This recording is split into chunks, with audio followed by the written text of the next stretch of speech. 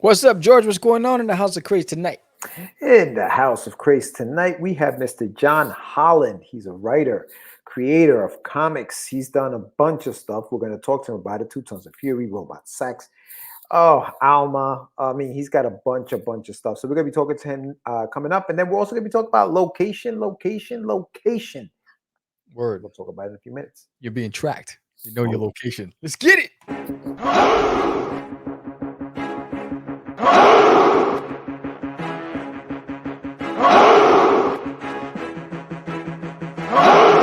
We are the only show for independents all around, giving you a platform to spread your word all over town. Catch the Craze is the place to promote to your fans with the Dreamer, Medina, and Sam the Crazy Man. Subscribe to our show and never miss an episode. It's time to get your mans, listen to us on the go. Updated every week, we never miss a day. Join the squad, come on in. It's time to catch the Craze. If you are an independent, catch the Craze. Making moves on your own, catch the Craze. On your grind in the streets, catch the Craze. Join the movement, catch the Craze.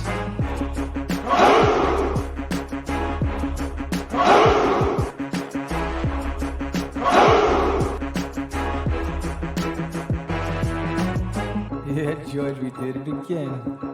Come on now. You know you want to do it. Catch the Craze.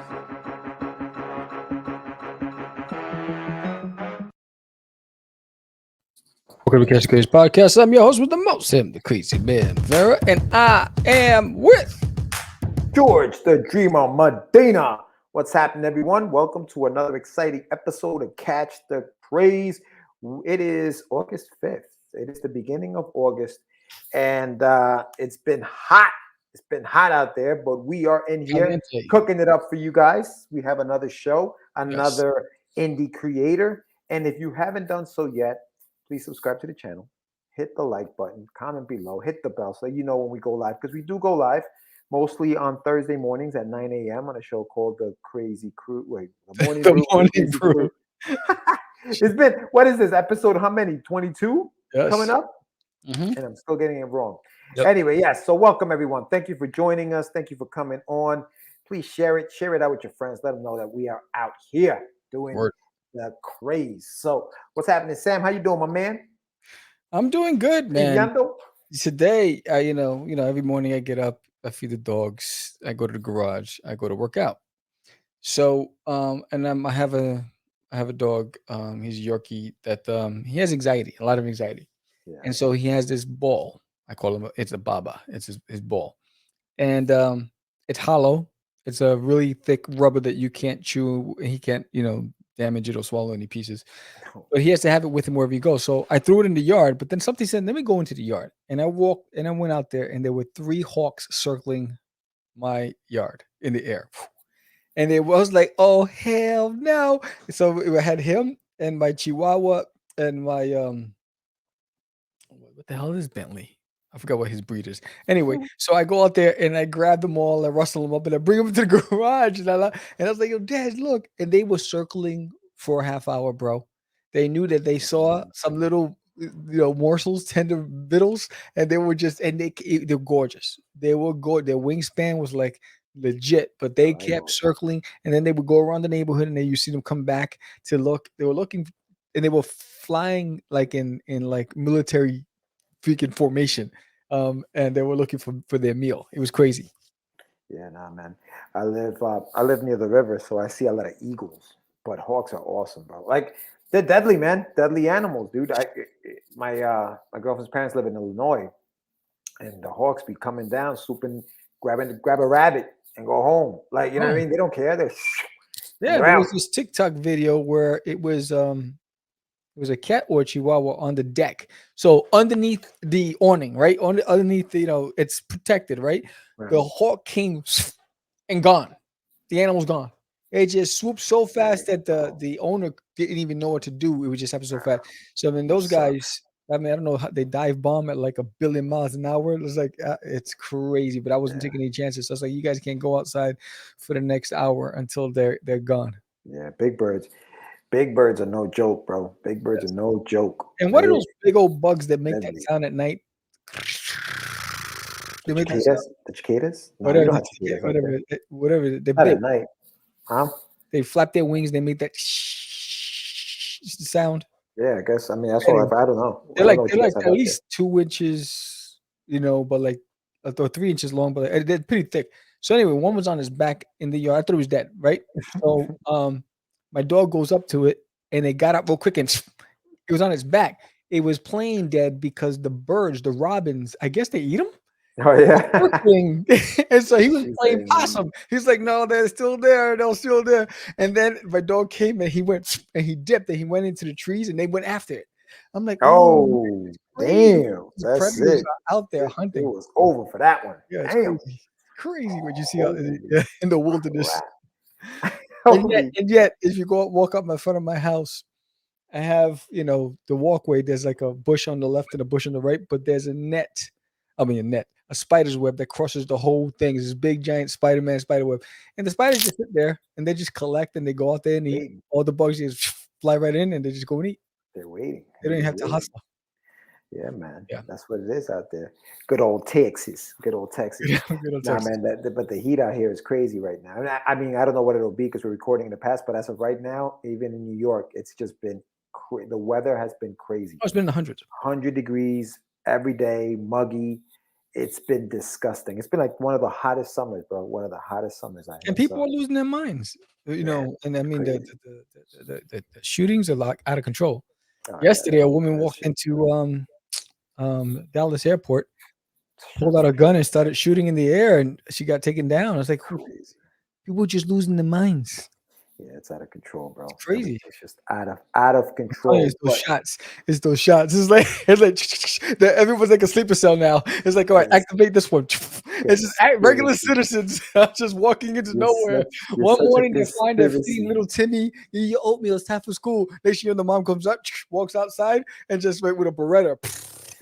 You watch too many movies, too many shows, too many cartoons.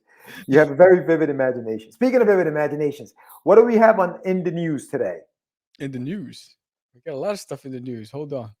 Let's go to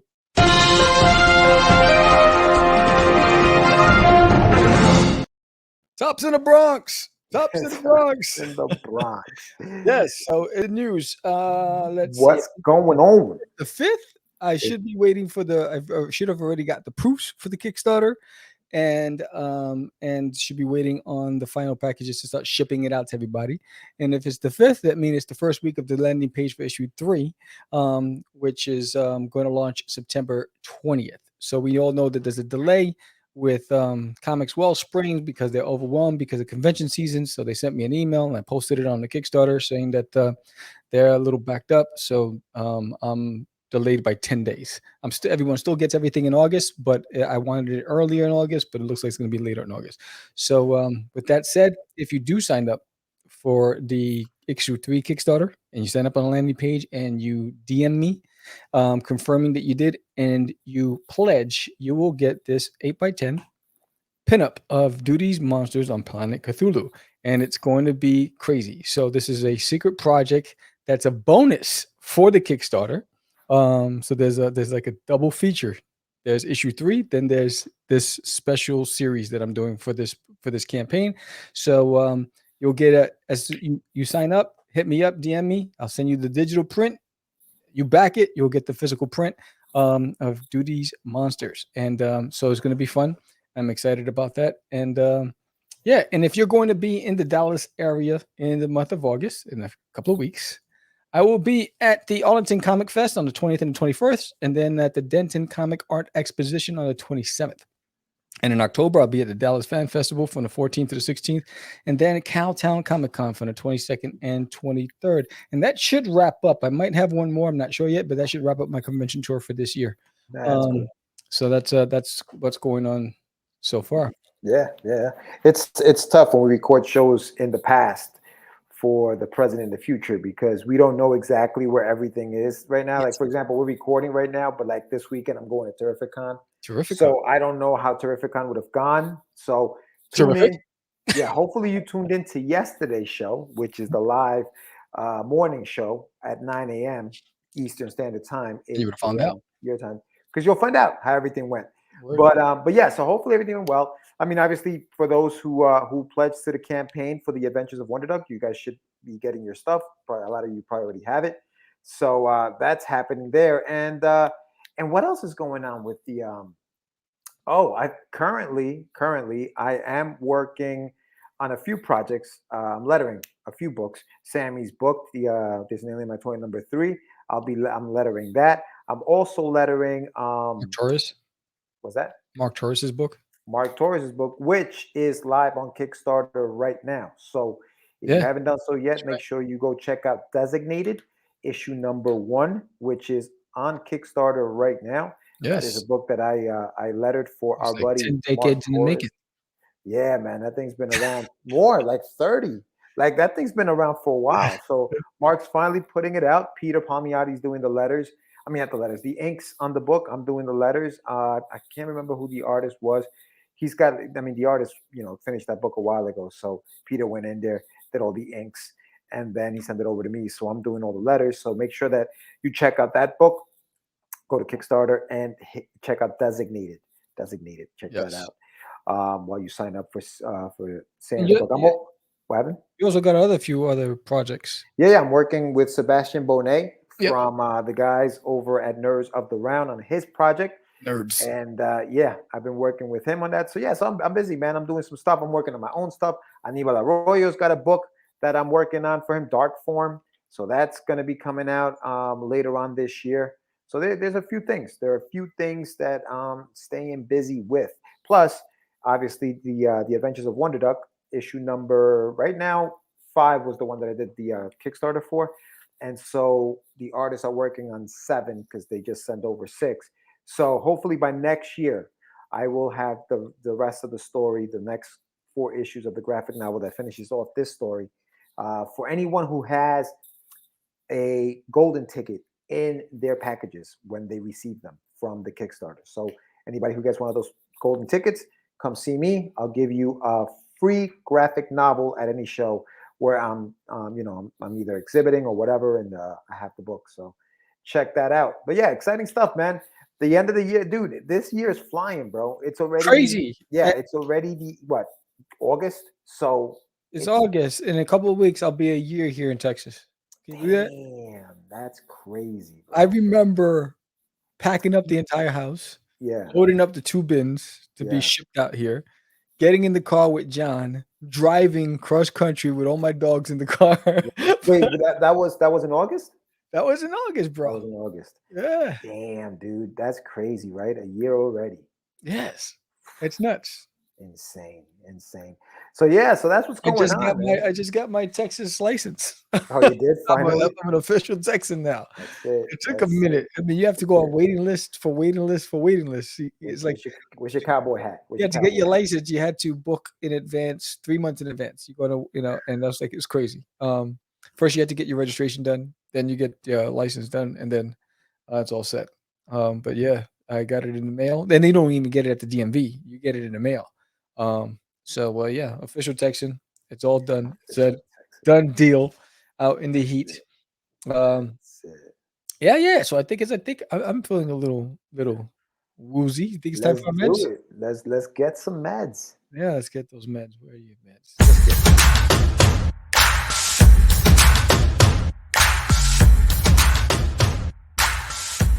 It's time for your medicine. Location. What do you mean by that, Georgie? Location. Yes. Where is the setting of your book, right? Word. And how important is that setting? We had a guest on the show live. I guess at this point, by the time this airs, a couple of weeks ago, or maybe a week ago, and he had his book called Craze, and we were talking about the setting of his book because he's very specific about where the book takes place. So. Yeah. The book takes place in New York City, upstate New York, Peekskill, New York, and he was very specific about that setting. And I thought about that location. And I thought, how important is visiting the locations? Not just determining, okay, this is going to take place in this place, but actually going there to see what it's like and to bring that authenticity to your book when you're doing these locations. And obviously, we do comics and we have comic books. do you prefer realistic locations, Sam, or do you prefer to make them up, or is it at per story? You decide that per story. How do you handle the settings of the locations in your books? In order for me to go and visit Uranus, I'm gonna need Elon Musk money. But yeah, so because I have a sci-fi book, I can make up anything on what the world's gonna look like because no one's ever visited it. Within reason, though, Yes.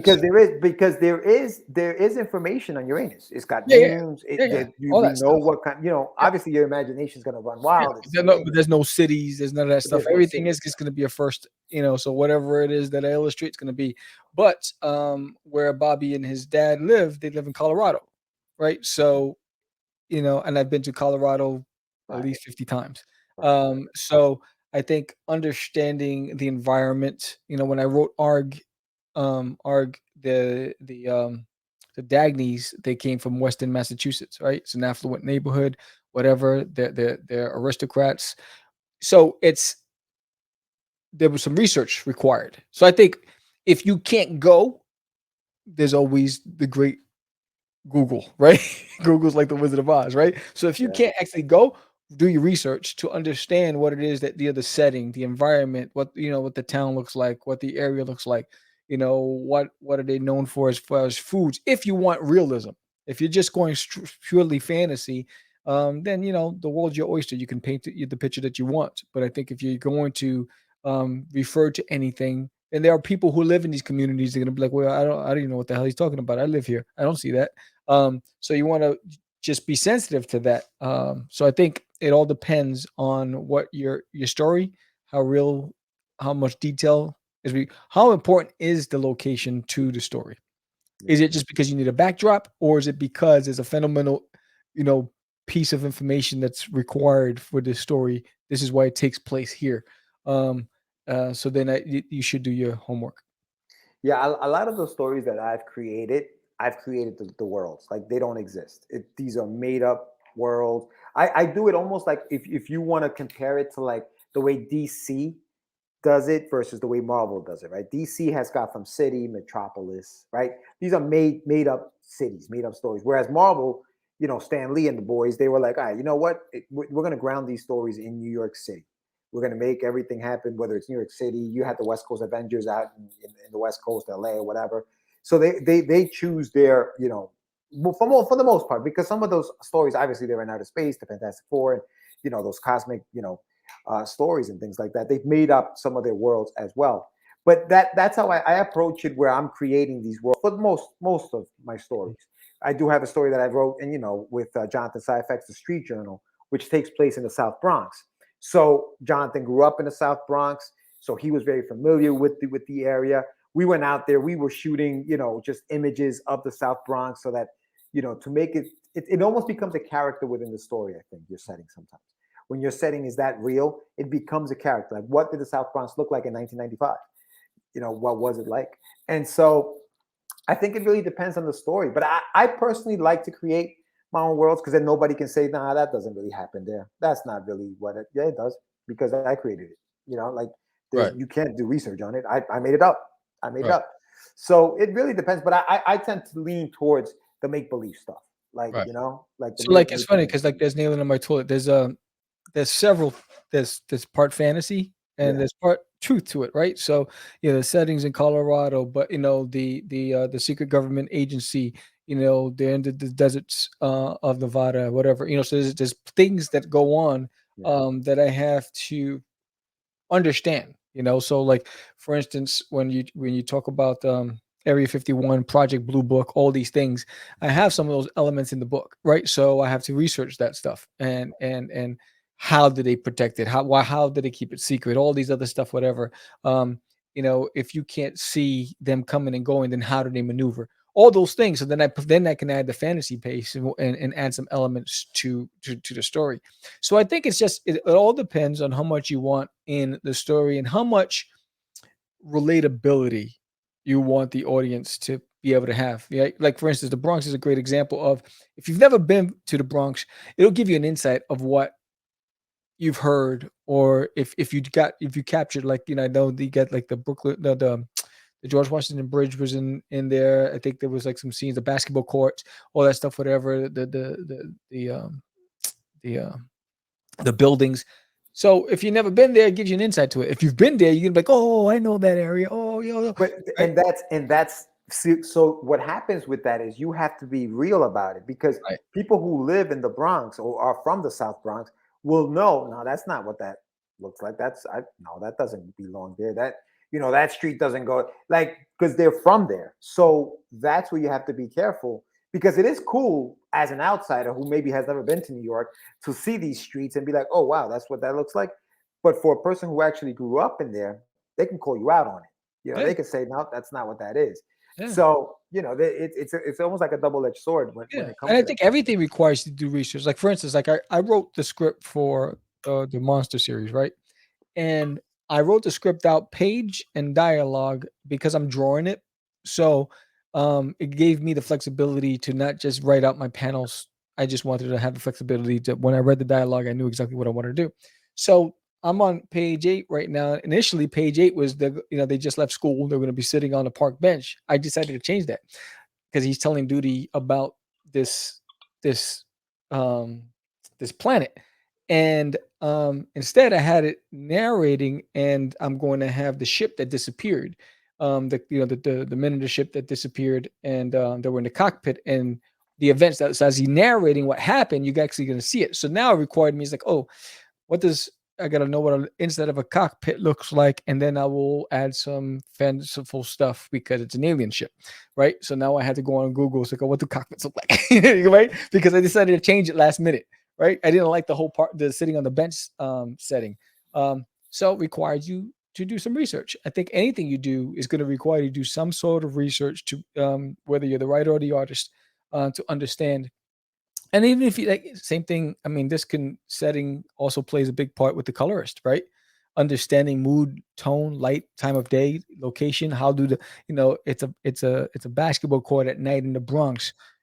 Positioning the lights. How does it reflect? All these things. So everything requires research, and if you don't understand those elements, it's not going to shine through as where people can actually relate to it. They're going to see that you were winging it, right? So Yeah, it all depends. yeah. No, I think research.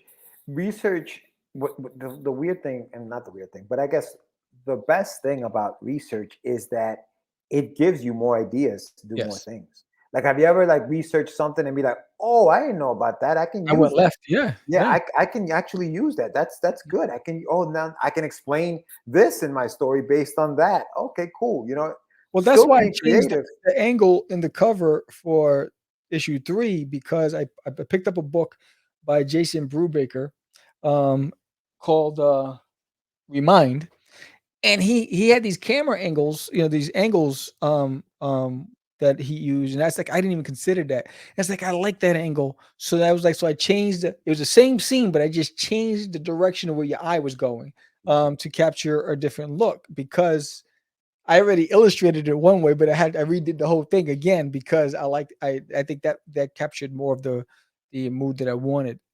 So I mean things can change on the fly, and those outside influences can help make the story better. And sometimes it just requires you to do a little more work.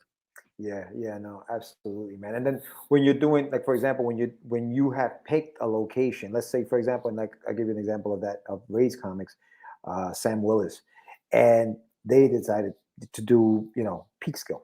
Mhm. So now that you know that you're going to Peekskill, you do a little research on Peekskill, you start finding things out that could open your story up to more things. Now, it's a horror comic, and if you do a little research on Peekskill, you'll know it's a pretty old city, Yeah. old town. So you can find some stuff that, oh wow, I can use that in the story because it does exist, it does happen. I think that you can apply that too when you're creating your own worlds, and it depends on your creativity. Like, you can go wherever you go. Like a lot of the like places that I created, they're based on, I thought of a word. Okay, Führer, right? Fury, Führer. What would that planet look like? What does Fury look like? When you think of Fury, what does it look like? And now you can get an idea as to what that world would look like. What it can it look like? Chaos, this, that, whatever, just based on the words. So that's part of creating, man, and creating these locations and creating the settings for your book. that could make a big difference in how much the person reading it becomes enthralled and they want to know more about what's going on in the world, aside from just the characters themselves, because characters are very important. Obviously, they're going to bring them in. But I like what you did with changing it from just a simple park bench, which might have worked. But you know, the rule of anything is show don't tell, right? So if you rather show what's good, what duty or whoever is narrating, rather than just having just sit there and talking heads telling you what's going on. Why not show me? It's a visual medium. Show me, don't tell me. Show me. Yeah. So it was crazy because I started thumbnailing and I was like, nah, I need to show it. And that was that, and I was like, then I got annoyed at myself. Like, damn, I gotta draw this again, right? But then it required me to go on and do some research because now I needed to understand the cockpits and what they look like, fundamentals. You know, how close are they to the monitors and how many dials are there and all this other stuff and what does it look like from their perspective outside? All these things. So when I went and started drawing it, but I feel that I'm gonna give a better story by taking the time to really understand from the reader's perspective. You know what I'm saying? I think that's what it is. Put yourself in the viewer's seat and say, and that's what happened. I was like, I need to, and this got to change. I got to change it. See, I think the beauty of drawing an alien book or you know something like that is that you can Google cockpits and stuff like that, but you can go off. Like you don't have to. It doesn't have to look like a real cockpit because nobody's ever seen it. I don't want it to look like a real cockpit. I just want to know the fundamentals. Like what are some of the dials, the basics that can be translated. You can go outside of that. Like that initial research or that initial Google search is just to see, okay, what would it look like? Oh, that looks cool. I can add that, but maybe change it up. And that's when your creativity kind of takes over and says, all right, nobody's really seen a cockpit. And functionality, that's cool, but like it's an alien ship, who cares? You know, like I don't know. I guess research, don't get me wrong. I think research is very important, but I just don't, and for anybody watching, and obviously you don't do this, but don't limit yourself by what you're seeing in that research because I have to keep, especially if you're making it up, you're making the world up. Obviously, if you're drawing a 727 airplane and you have two pilots inside the cockpit, you want to know what the cockpit of a 727 looks like. You know what I mean? What model year it came out and all that stuff. So you want to know that if you're drawing that, yes, absolutely. That better look like it, you know? But if you're creating a ship like you're creating, it's like when I had to draw the helicopter, I was like, all right, the basics of a helicopter, what are the basics? And then I just created my own model, but I just needed the basic shape and outline. It's like, if this is going to be, you know, so I think the things that that's going to help, you know, I think, especially when you're doing a sci-fi or fantasy, you know, the rules are endless. There are no rules. You get to play, but there's some basic fundamentals that should be able to translate. I mean, because we don't know. I mean, if you go back into what, you know, if you listen to, what's his name? Damn, I just had his name on the top of my head. Neil deGrasse, right? If you listen to him, right, big sci-fi buff, right, and you listen to his conversation about, you know, the potential of extraterrestrials and flight and all this other stuff.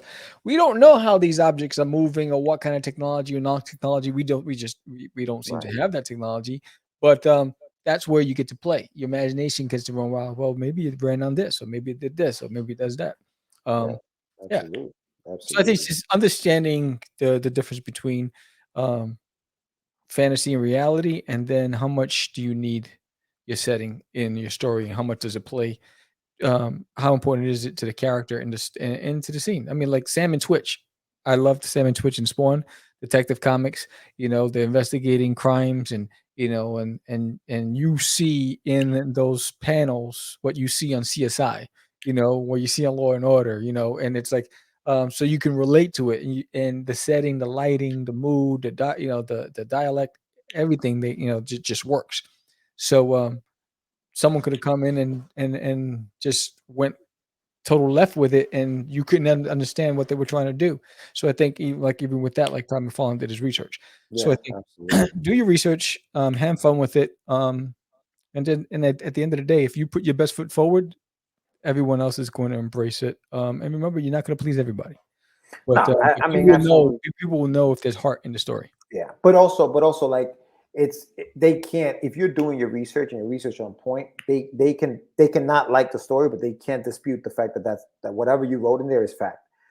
One of my favorite writers is Mitch Albom, and he's got a book called The Stranger in the Lifeboat, and it's about this lifeboat out in the ocean, in the middle of the ocean. And so, he's never been stranded in the middle of the ocean, but he did research on what it would be like to be out there. What happens to the body if you drink salt water for a long period of time? That's the research, right? Like what happens to it? You dehydrate, you hallucinate, you go crazy because your body's doing all kinds of stuff. So he found that he threw that into the story. So now you're like holy cow, like that could happen. Like, so if this character drinks that water, now you're like, holy, what's gonna happen? Like, so that's part of like why you do that research. And you can say, I don't like that story. That story's stupid, but you can't dispute the fact that this man did the research to know what happens to the human body when you drink salt water.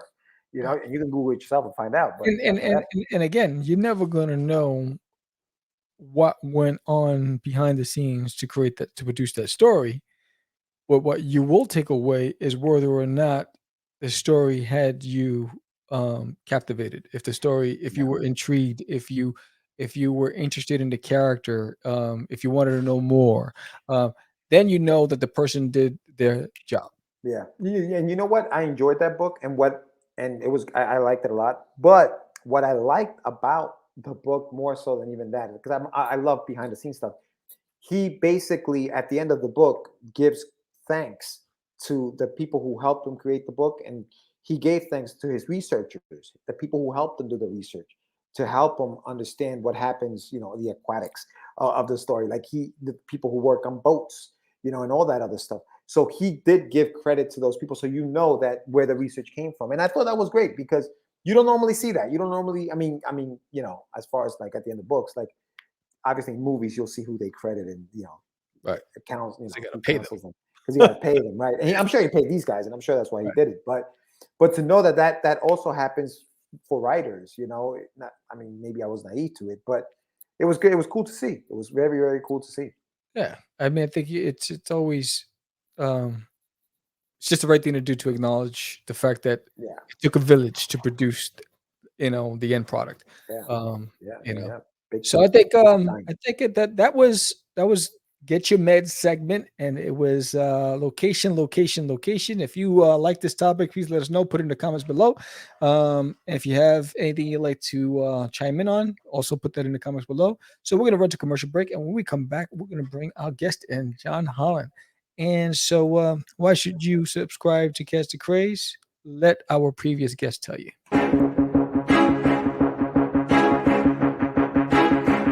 It's Monty Moore. I'm a 30-year comics veteran in comics, games, and movies, and you've been watching one of my absolute favorite podcasts, Catch the Craze. You are watching Catch the Craze. What am I listening to? And you're listening to Catch the Craze. Where are all the indies at? A Catch the Craze podcast. What are you watching? I'm watching Catch the Craze. What are you going to do? Subscribe now to Catch the Craze, the #1 show online for independent. Have you subscribed to? You are an independent. Catch the Craze! Making moves on your own. Catch the Craze! On your grind in the streets. Catch the Craze! Join the movement. Catch the Craze! Welcome, John, to Catch the Craze. Thank y'all. Glad to be here. Thank you for having me. Good, man. Good. I like the t-shirt. I like the representation on the t-shirt there. Good stuff, man. Welcome to Catch the Craze, John. Happy to have you here, man. Where are you? Where are you streaming from? Outside of New Orleans. Okay. Right across the lake, so about 45 minutes away. All right. How's the weather out there right now? Hot. I'm Yeah, sure. we were talking about the weather earlier. I was listening. It's like it's miserable. Oh, that looks like a writer's office. Yeah. It does, man. It does. I don't know if you caught the segment right before this. We were talking about like the locations. Yes, I did. Yeah. And where we write. Do you find that that's important settings, or do you kind of like, I make them up, man? Like what's a lot of my books take place in New Orleans. Okay. Yeah. So because New Orleans is one of those cities that has supernatural voodoo. Yes, so much happens in it that a lot of my work I like to set into the city. Yeah. So yeah, location I think could be very important. Absolutely. I remember when I went to New Orleans with a bunch of buddies of mine, we took some like ghost tours. Oh yeah. And I love doing that, like especially in a place like New Orleans, because there's an eeriness to it. I mean, it's beautiful and there's so much history. It's rich in history. Yeah. But there is so much, like, it's just very eerie. You know what I mean? It is eerie. It's great. It's great. Like, so if you like that kind of stuff, it's the perfect place. Yeah. Oh yeah. You know? And and I've written a couple stories with featuring Marie Laveau, the voodoo priestess, which was from New Orleans, and just a lot of my newest book, one of my newest books, Alma, is featured, is set in New Orleans, or right outside of New Orleans, but close enough. But and it's a horror book, which is going to feature perfect because with the supernatural and everything else that happens in New Orleans. So yeah. Nice. I was actually reading the first issue you sent us. Alma Champion is the name of the book you're talking about, and I want to definitely get into it. But before we even get into your work, John, tell us a little bit about yourself, man. How did you get into this whole writing gig? Like tell us a little bit about John growing up in New Orleans.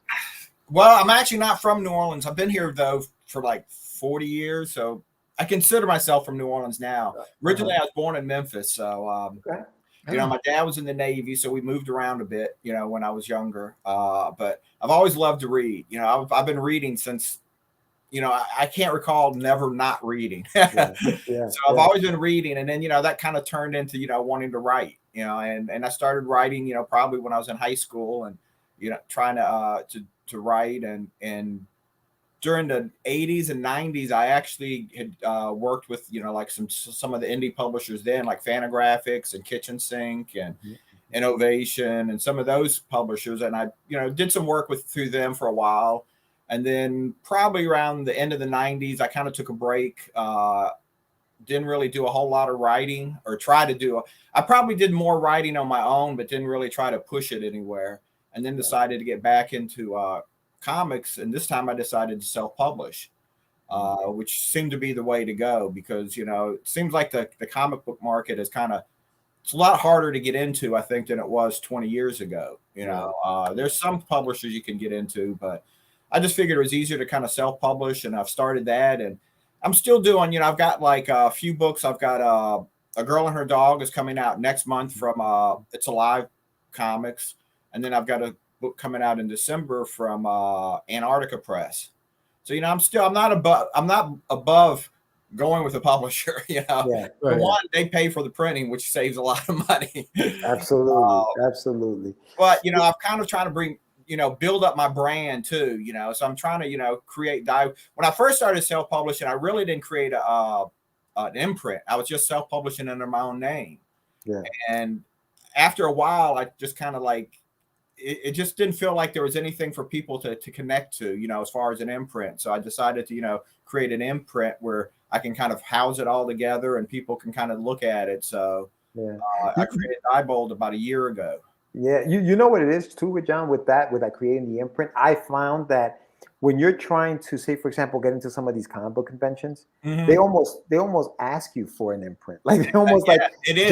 John Holland, George Medina, like that's not enough for them. It's like, okay, what else? Like, what is it? What is the company you're representing in a sense? Yeah. And so you end up, doing it. You end up doing what you're doing. But I'm glad. Listen, I think that to your point, I think that the comic book industry is a little chaotic right now. Marvel's still trying to figure out, all their deals over here, like what does Fox own, what does Sony own, what can we do here? And then DC is just all over the place. So getting in there into that, area is kind of tough, I guess. Yeah. So what's the option? Create your own stuff, right? Create your own stuff. When you started writing, John, did you gravitate towards comics, or did you start writing prose first? Was it prose your first love, or was it comics? Has always been kind of both. But so when I first started, I tried to write prose, but I've always kind of written comics too, and I just really never could break into prose. And eventually, I started, selling some stuff to comics. I sold a story to Fantagraphics, and then I sold a story to Bill Loeb's. He had published a comic called Journey. And it was published through Dave Sims' company from Cerebus. And it was almost the same month, I think both of them were. I had a short story in the back of Journey, and then I had a story in Critters from Fantagraphics. That's awesome. So, and then I kind of went on from there and started, getting things printed and stuff. When you like for the young, people who are watching, who are trying to get into comics and maybe are writers like yourself. Yeah. When you say you sold a story to Fantagraphics, and things have changed. Obviously, this was a few years ago, but tell us a little bit about the process of how you go about to sell a story, say, to a publisher. Like, what's some of the things that maybe a young, watcher of the show could say, "Oh, wow, okay, that's how you do that." Like, how does that happen? Yeah, and I think even today, it's still kind of the same way. As first, I had to find an artist, because publishers, most of them don't hook you up with an artist. And at that time I was selling, like, the first story I sold to Fantagraphics was an anthology, Critters. So, they were getting stories, from all these different writers and artists. So they weren't going to hook anybody up. So first I had to find the artist. And back in those days, it was a little different because there was no internet. Right. That's how old I am. It was before the internet. So, but at the time, they had magazines and newspapers, and there was a newspaper called Comics Buyer's Guide. Yes, came out weekly. Yeah, and they had a classified section in the back, and you could advertise for everything in it. And one of the sections in there was like creators, needing, and I always would put an ad in there looking for artists. And I ran that for like probably a year, and I was getting, all these people would put, send me their artwork, and, some of it you put to the side because it's not quite what you're looking for. But I got some really good responses from it. One of the responses I've got was actually from Sam Keith. Oh, wow. Yeah, Sam and I actually have worked on a few stories together. And this was back before, he did anything. Yeah, at the time that, got me, and it got me Ron Wilbur, who was the artist on my series in Critters, which was called Lizards. He had, responded, and we started working together. And actually the story that appeared in Bill Loeb's Journey was the short story with Sam. There was a story Sam and I had worked together. So, and that kind of went from there was, I would write the script, send to the artist, they would finish it, and then we would send it into the publisher. And during that whole time, probably really all of everything that I published through any of the publishers was work that I had pretty much finished and sent in to them. The only thing that wasn't was I did a story for Innovation for their Christmas issue of Quantum Leap based on the TV show. Yeah. Oh, wow. Where, I sent the script to them, and then they founded the artist. They had the artist, and they matched us up. So cool. Everything else was pretty much things that we found, and still kind of the same way. Everything that I'm self-publishing is artists I have to find, but it's changed where instead of magazines and newspapers where I had to find them in, now it's all on the internet. And pretty much everything I found an artist from has been on Facebook. Yeah, no, it's crazy how it's changed so much.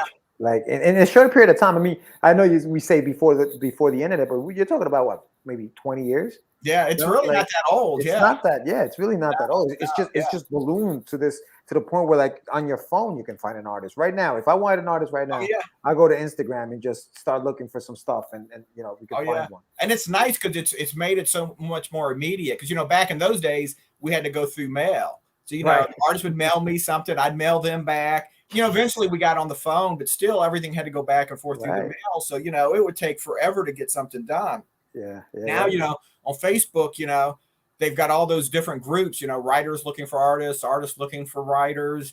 And, when I advertise in those and I got all these responses and I, started talking to them, and next thing, we could be working on something within like, a day or two almost. Yeah. And, and he could be sending me an art back, and I could be, it works really quick, because I've got a few artists that are really quick, and it's like, it's astounding. I'll send them a script, and all of a sudden they'll start sending me pages before I even know it. I'm like, wow. Because a lot of people, and Sam, you do this also. A lot of it is digital now. They just get right on the computer, right on the tablet.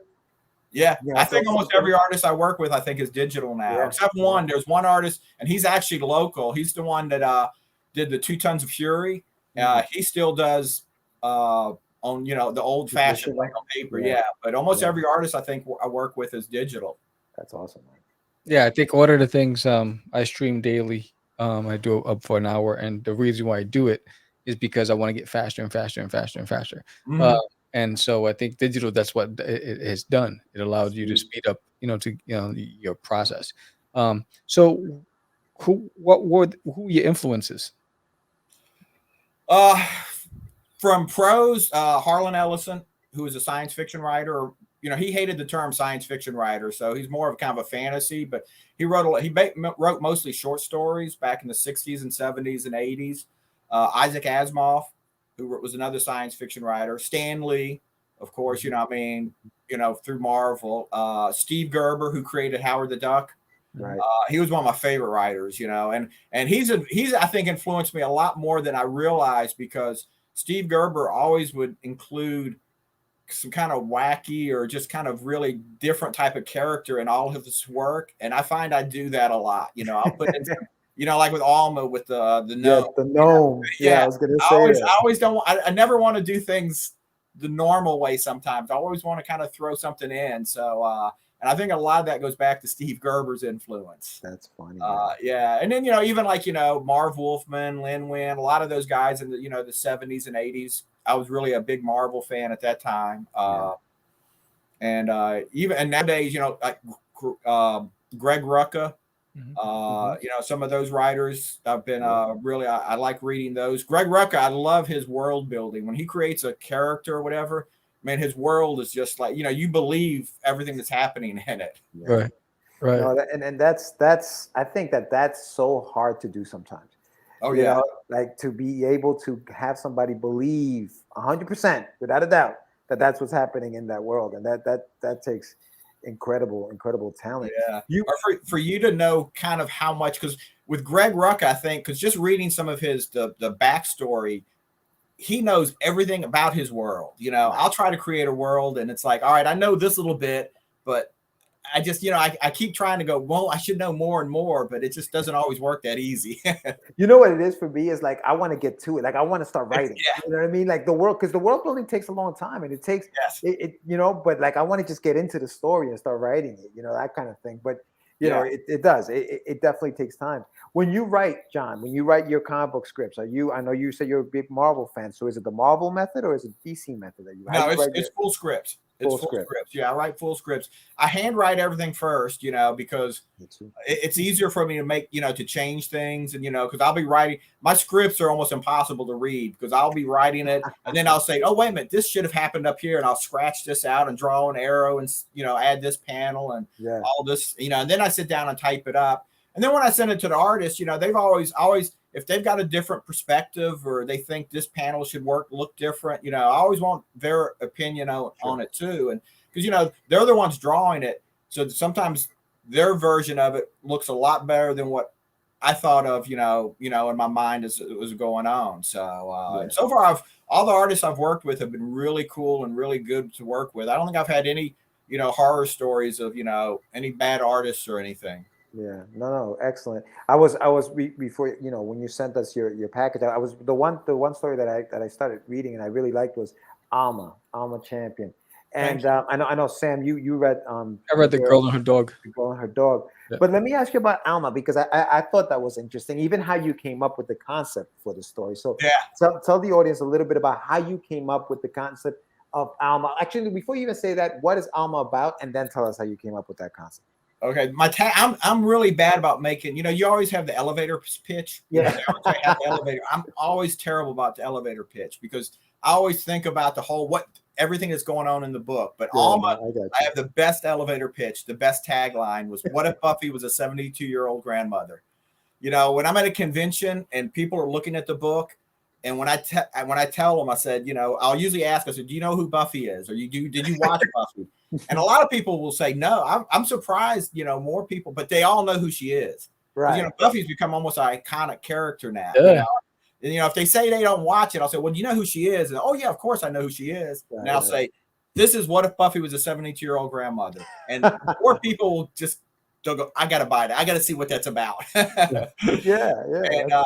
And so it basically started from Facebook again. I spend too much time on Facebook, I think.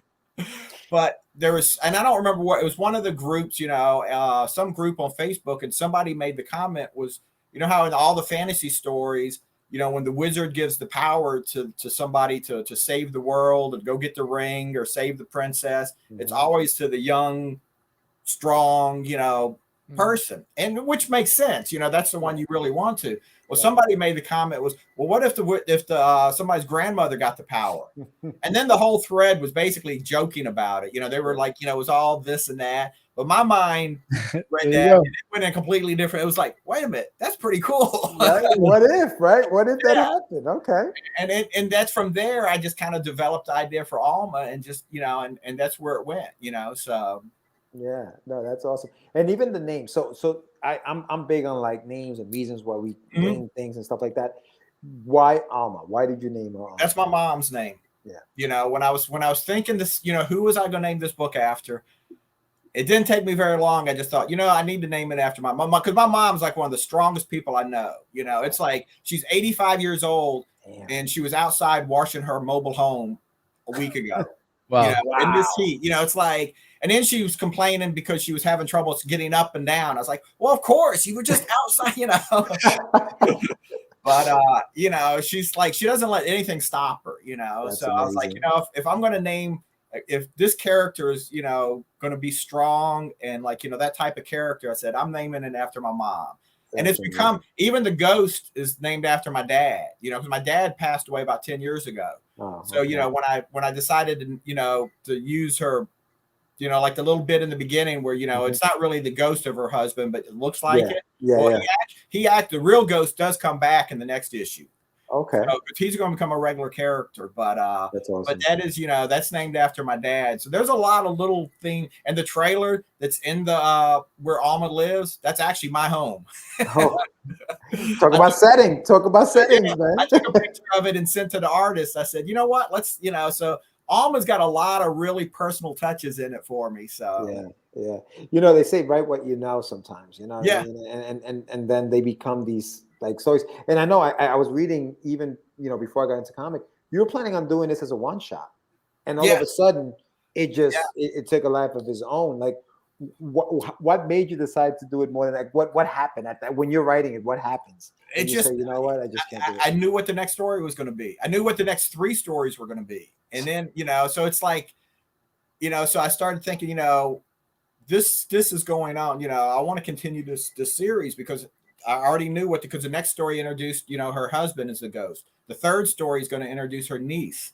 And then I actually had jumped ahead and I've already written I just picked a number. I wrote number issue 25 because I wanted an issue where all those characters were already involved. I didn't want to wait, but I haven't finished it. So it's going to end up getting closer to probably like issue 4 or 5 or 6. Gotcha. But I wanted to introduce the niece and the husband and all that. But it's become it's really, I just keep thinking what I want to keep doing. So it's in the future, I've already got like 3, 4, 5 issues planned out. Yeah.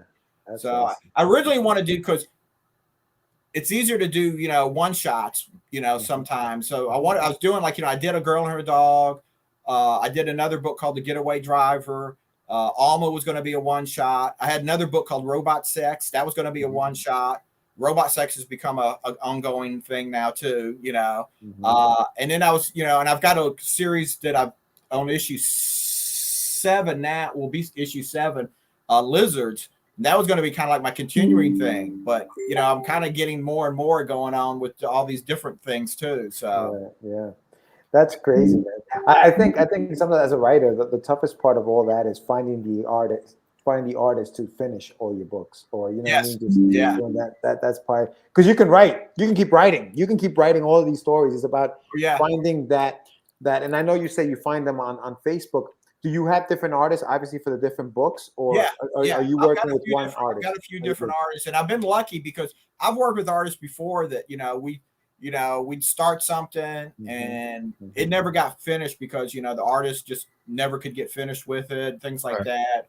Or, sometimes I'd slow down, I don't always lay the blame on the artist, but, the last couple artists that I've for Alma, Hernan is like very fast. I mean, I get him work and he just, gets it right back to me. And it's really good too. The artist on Robot Sex is another one that, he can, get to work to me and he seems to want to keep working. Both of them seem to want to keep working with me. So that's a good thing. Yeah, and they're capable of getting the work out. The only thing that really slows me down more than anything is just funding the books, you know, because Yeah. I'm paying for everything.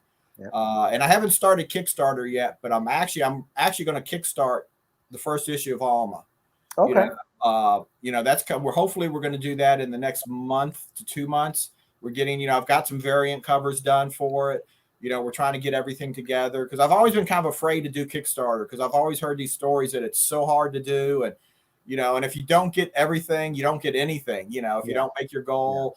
Yeah. So we've kind of, you know, I'm not going to reach for like a real big goal. You know, I just basically want to pay for my printing and, you know, maybe pay for some of the, you know, help pay for the artist and some of that stuff because that adds up pretty quick, you know, and especially the more books that I keep coming out with, you know, that keeps adding up really quick. And listen, and Alma is not a short book; it's a 28-page book. Like you're getting story, you're getting a lot of story in the books. So it's not. That's one of the things I like about self-publishing because I can make this book any length I want. You know, I usually shoot for 24 pages. You know, that's my minimum. You know, that I want to put in a book. But like when I was doing the Getaway Driver, I was getting close to page 24, and I was like, oh, this isn't going to end. So then I had to try to think, is this going to go into a second issue or do I can end? It ended up being like 36 pages. Okay. And I put all that into one issue. Now, when I did Robot Sex, it was going to be a one issue. And when I was getting to the end, I realized, no, this is going to go longer. But I thought, no, I'm not going to be able to wrap this up in about 10 or 12 pages, you know. Right. So I said, I'm just going to do a whole nother second issue.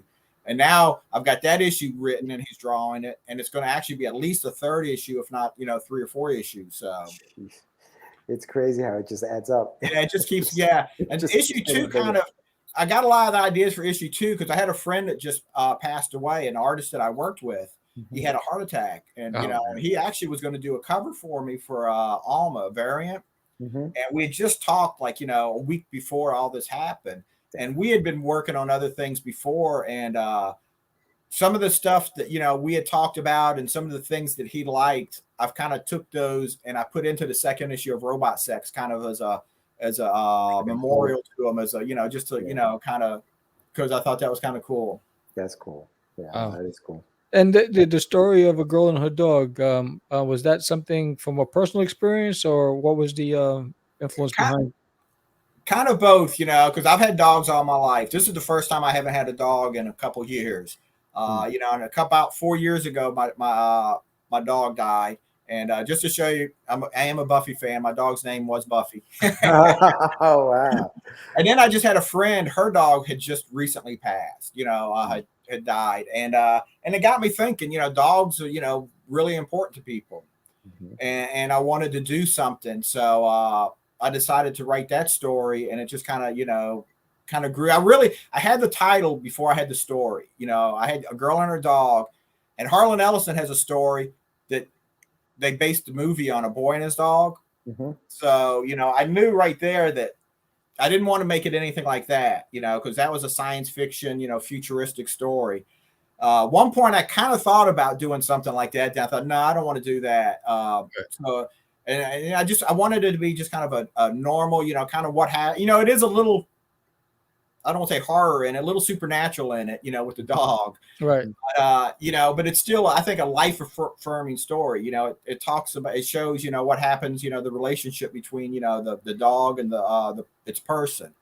And I actually sent that book. I sent a couple books to Tony Isabella, who is the creator of Black Lightning. Mm-hmm. Oh, wow. And he wrote a review of it and called it, like, he said it's one of the best comics of the year so far. Wow. Which, yeah, I was like blown away when he wrote. When I seen it on his blog, first I seen the cover and I was like, oh, do I want to read this or not? You know, you never know what the review is going to be. You know, so I was like, I kind of was a little scared to scroll down, but you know, I couldn't have paid for a review like that. I mean, it was an awesome review. So yeah, good for you, man. Good for you. How long does it take you to crank out a story? 2 things: a girl and her dog, I finished in a day. Wow. Less than a day. I've got some books that take me 4 or 5 months to take out. So, you know, then I can't say, you know, I say a day and it's like, oh, wow, I'm quick. But then, you know, I did a 4 issues, Ayla, which was actually the first book. Well, one of the first books that got me back into self-publishing. And that took forever. You know, it just, I would write a page or two, send it to the artist. He would draw it. and then he'd get busy, and then I'd get busy, and it took us forever to get that book. I didn't think, honestly, I almost didn't think that was ever going to get finished, because it couldn't be a continuing story, but the first 4 issues tell a story arc, so it kind of ties it all together. But so some things take me forever. I'm trying to get faster and not trying to send the complete script to an artist instead of doing it pages at a time, because when I do that, sometimes I get those breaks, and I don't get back to it as quick as I like.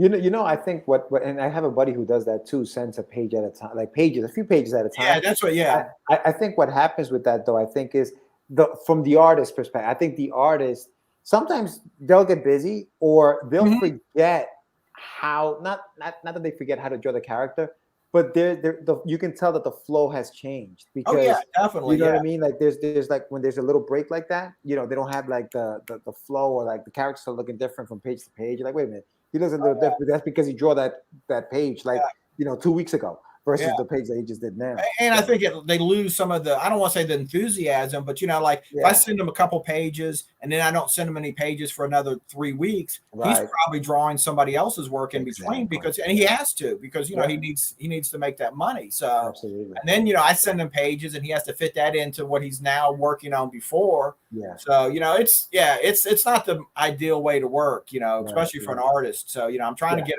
lately I've been trying to finish the issue in one, and send the whole script to them. Right. Which is working a lot better. And I find if I do that, those are the ones I can finish quicker too. If I sit, if I say, all right, I'm going to do this and finish it at one, sitting. Right. Or I actually changed the way I write. I bought like a little podium that people give speeches on. Yeah. And I write standing up. Because I used to write like sitting down. But when I write standing up, I'll write a page or two, and then I kind of pace around. I'll walk around. I'll go back, get something to eat. Maybe walk over, and I keep writing. When I'm sitting, if I get that urge to get up and move or something, I don't come back and sit as quick. It's like I'll get up and then I'll go do this and go do that. Yeah. I may not make it back to finish that. The next page or two.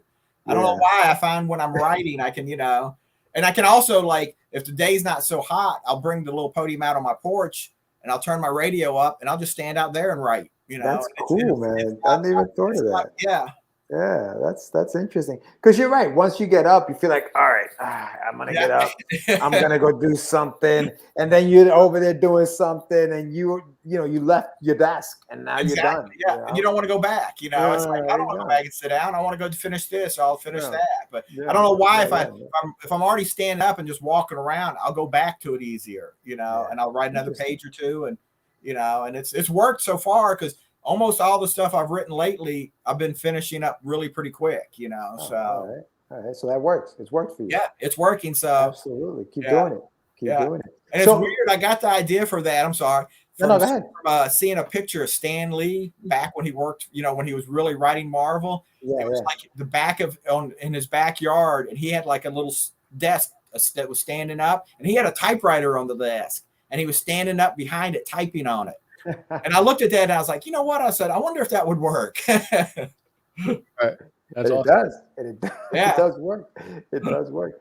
But so John, we're getting close to the end here. But really quick, just tell us a little bit about your imprint and what we can, what you're bringing out through your own imprint.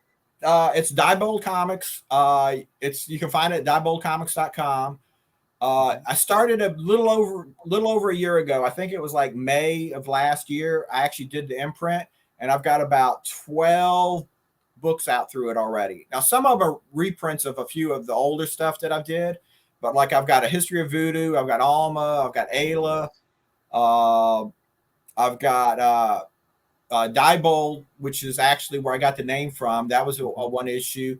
Death World was an adaptation of Harry Harrison's Death World novels. That was an older book that I reprinted. Lizards most of those are older stories that I had published through Fantagraphics, but issue 5 and 6 are newer stuff, and I'm kind of continuing that. I've got A History of Voodoo through Diebold, which is probably one of my best selling books.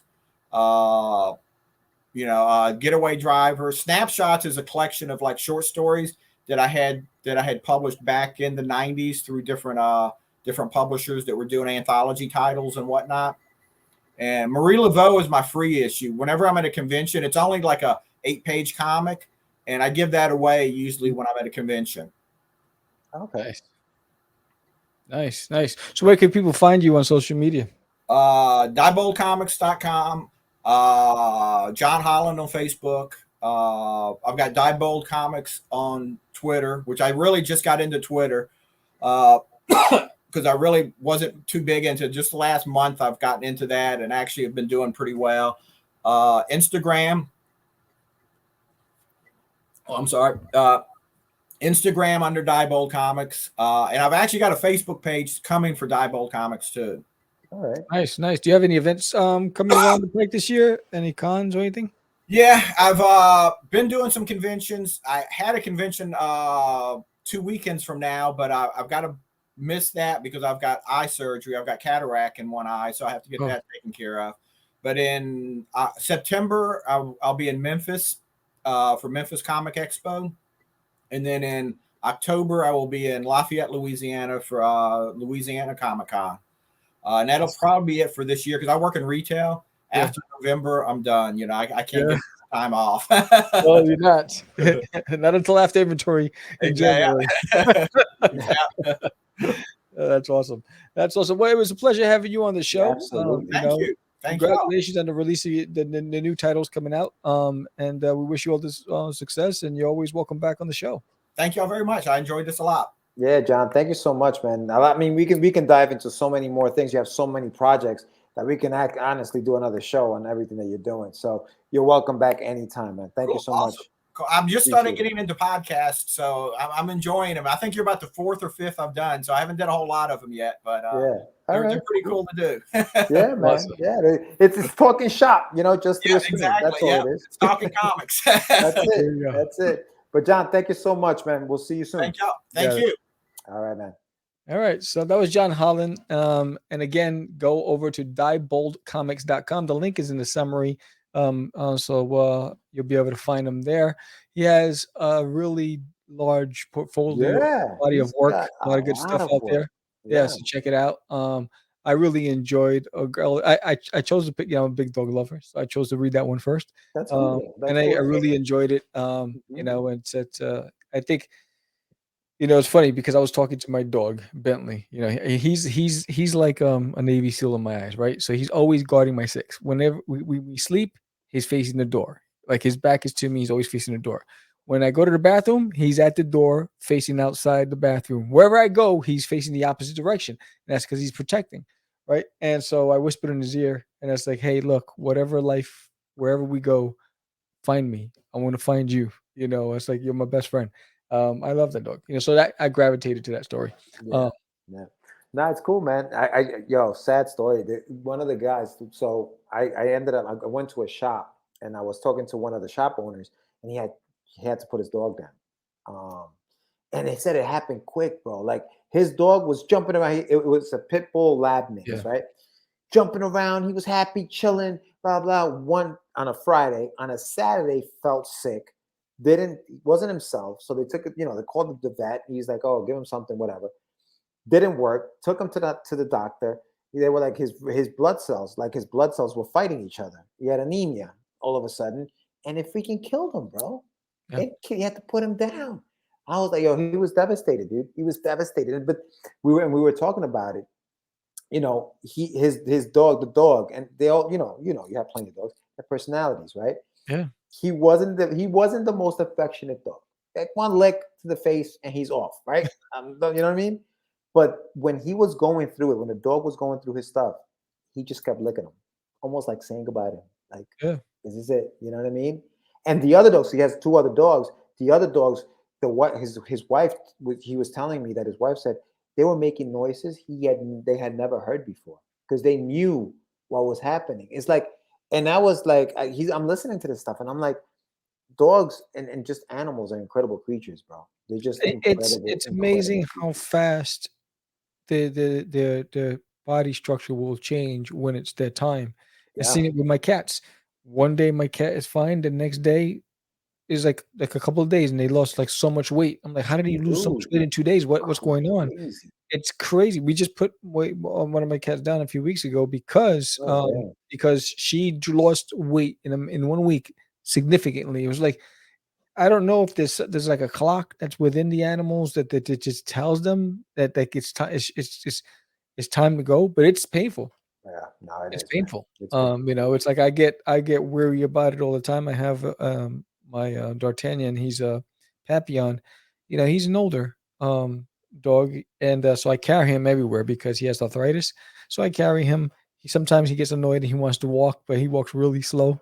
So, you know, it's like I do one step, he did like 50, right? So he walks really slow and he thinks he's running from me, right? So when I'm like, all right, come on. And he's like, but he's not moving, right? So it's just his head. Yeah. And, but, you know, I'm worried about him, you know, so it's never easy. But you know what? They provide you with the kind of, you know, unconditional love that you can't get from another human being. No, it is. You know, it it's really like is. this they see this purity in you, you know, and you know, that's why I get so angry when I see how people abuse animals. Oh, dude. Well, so part of the story with this dog was that when he was like about 8 months old, or maybe not even a year, he was the person who had him originally, because he's a rescue. So the person who had him originally was a shop owner. He owned a garage, like a body shop for cars, fixing cars. And he wanted to make the dog a shop dog. So he would leave him outside in the freaking hot. It's crazy. You know what I mean? With water, the water's boiling. So the guy who owns this shop now, the guy that I was talking to, was like, dude, you got to bring the dog inside. Like, it's hot out there, bro. Like, the water's boiling. It's hot to the touch. Right. So he's like, oh, you want the dog? Then take the dog. I said, fine, I'll take it. So he took him home. The next day he comes back to the shop and he goes, where's the dog? I was like, he's in my house. I took the dog. It's my dog now. Because the guy would kick him. He would hit him because he wanted to make him tough. And he's like, yo, don't ever hit the dog in front of me again, bro. Don't ever do it. And that's when he said, oh, you want the dog? Then take it. Took him. And so I think that, and you know this from rescuing dogs, that dog then looked at him as, yo, dude, yeah, you're my guy, bro. Like, you're my hero. Yeah, you saved me. I got you. And no matter what. And for a while, that dog hated men. So whenever a guy came home, like a friend of his would come over, he'd be like, because he just associated guys with the guy who would kick him. You know what I mean? And so he would say, nah, give him a treat, you know, get to know him a little bit, and then he'll be fine. And he was, because he was a good dog. He was just, you know, in his mind, he's like, yo, I don't trust this guy. You know what I mean? Who is this guy? Yeah. But yeah, anyway, yeah, no. So you know, I digress. Check out John Holland's books. I gotta read that one. I gotta read A Girl and His Dog and Her Dog. So definitely check it out. And that was a good episode, man. Good episode. Really good episode, yeah. And if you like this episode, and if you haven't done so already, please hit that subscribe button. You know, if you're listening to us on Spotify or Pandora, iHeartRadio, you know, leave us a comment, give us a rating, head over to YouTube, subscribe to it. Doesn't cost a thing. It's the one thing that is for free. And you know, it helps us keep this ship going forward. So yeah, and if you want to be a guest on Cast the Craze, all you have to do is hit us up. The link's in the summary. Pick a date, and we'll go from there. Follow the instructions, and we're all good to go. That's it. With that said, you know, got a good day. Good. Get your meds topic. I'm your host, Sam the Crazy Man Vera. George the Dreamer Medina. And we are out. It's just it's not. Crazy. Acquiesce. No, I was talking about my friend Acquiesce. Say my name, right? This is what you were thinking? Oh, he described me. He said, I'm the what? Catch the Craze. You're listening to Catch the Craze. You're listening to Catch the Craze. Catch the Craze. You are listening to Catch the Craze on Catch the Craze. You're listening to Catch the Craze. Candy girl.